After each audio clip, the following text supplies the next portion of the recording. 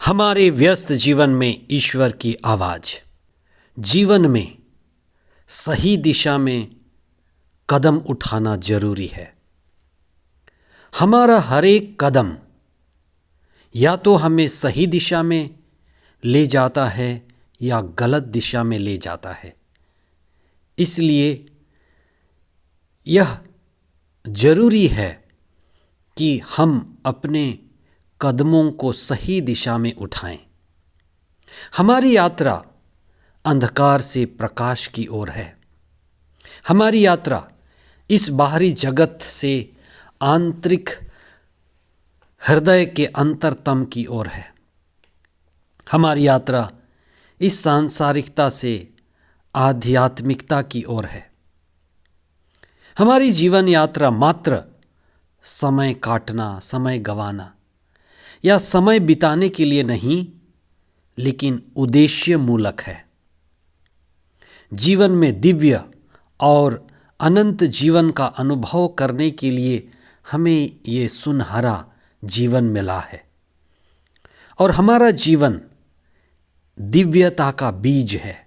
आज के पहले पाठ और सुसमाचार में भी इस बात को दोहराया गया है कि ईसा के समय कुछ शहर थे, वे इलाके जैसे जेबुलून, नफ्ताली, जहां अभी भी अंधेरा का सा माहौल है।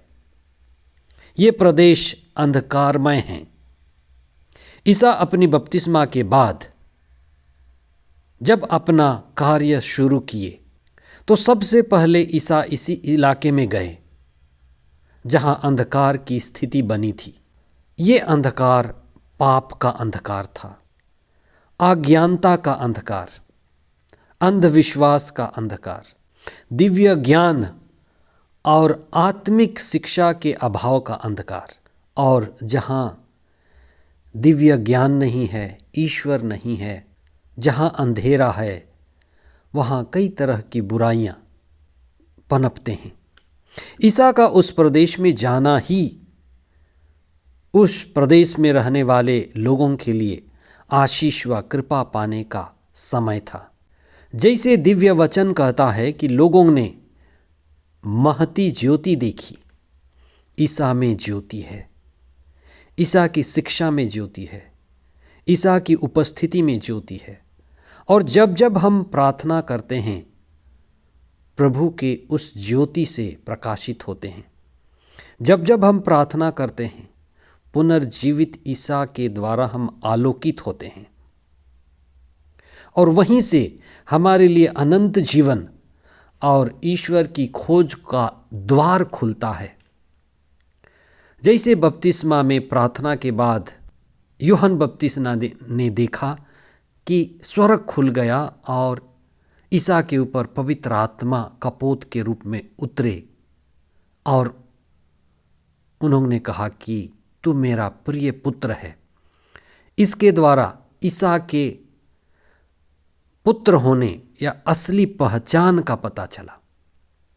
जब जब भी हम प्रार्थना करते हैं, जब जब भी हम प्रभु से जुड़ते हैं, एक होते हैं, तो आत्मा में हमारी पहचान निखरती है। इसी को हम सारूप्य, सालोक्य, सायुज्य कहते हैं। पिता ईश्वर ने यीशु को संसार की ज्योति और मुक्ति बनाकर भेजा। प्रभु से हम अपना संबंध बढ़ाएं, प्रभु ईसा से हम अपना रिश्ता बढ़ाएं और पिता यानी स्रोत के साथ जुड़कर ईसा की दिव्यता का अनुभव करें। जब ईसा ने अपना कार्य प्रारंभ किया तो सबसे पहले उनका वाक्य था, हम उसे सिर्फ वाक्य ना कहें, वो महावाक्य था, पश्चाताप करो और सुसमाचार में विश्वास करो। इस दुनिया में रहकर, दुनिया में पलते बढ़ते हमारे अंदर अहंकार आ जाता है और अहंकार ही हमें ईश्वर से दूर ले जाता। पश्चाताप करना या पश्चाताप में मुड़ना का पहला अर्थ है अहंकार, जो ईश्वर के प्रेम और ईश्वर की कृपा को पाने में बाधा है, उसके प्रति अभियान छेड़ना। अहंकार ही पाप व बुराई की जड़ है। अहंकार के मिटते ही हम प्रभु में, सत्य में, आत्मा में बढ़ने लगते हैं और हमारा विश्वास ईश्वर में गहरा होने लगता है। यही आध्यात्मिकता की ओर बढ़ने की, गति करने की दिशा है। ईसा एक सर्वोत्तम गुरु थे। उन्होंने अपने प्रथम शिष्यों को बुलाया जिससे वे ईसा के पीछे पीछे चले। वे साधारण लोग थे, मछुए थे, लेकिन ईसा ने उन्हें बुलाया। ईसा हम सभी को भी बुलाते हैं। हम अलग अलग काम में लगे रहते हैं, अलग अलग व्यवसाय, पर ईसा सभी को बुलाते हैं। जो पीछे पीछे चलता है वही चेला है। ईसा के पीछे चलने का सबसे पहला उद्देश्य मुक्तिदाता के पीछे चलकर मुक्ति पाने का है। मुक्ति हम सभी को चाहिए। मुक्ति हमारी पहली जरूरत है। ईश्वर की खोज, खुद को समर्पित करने की भावना, जिसमें एक आध्यात्मिक प्रगति और अनंत जीवन की ओर बढ़ते रहने की गति हमें मिलती है। बुलाहट हमें कृपा देती है। प्रभु के लिए जीवन को समर्पित करना एक बड़ी चुनौती है और समर्पण भी है।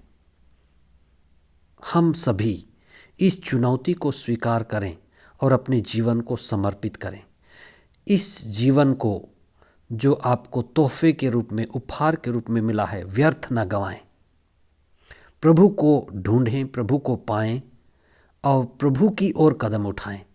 आज का दूसरा पाठ कहता है कि हम सभी, मतलब सारी मानव जाति, चाहे हम किसी भी धर्म के हों, भाषा के हों, लिंग के हों, जाति भेद ये सब बाहरी है।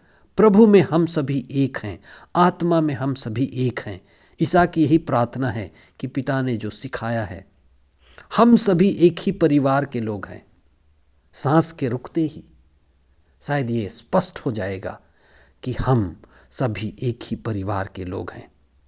इसलिए आइए हम आत्मा में जुड़ें, आत्मा में प्रार्थना करें और आत्मा में संयुक्त हों।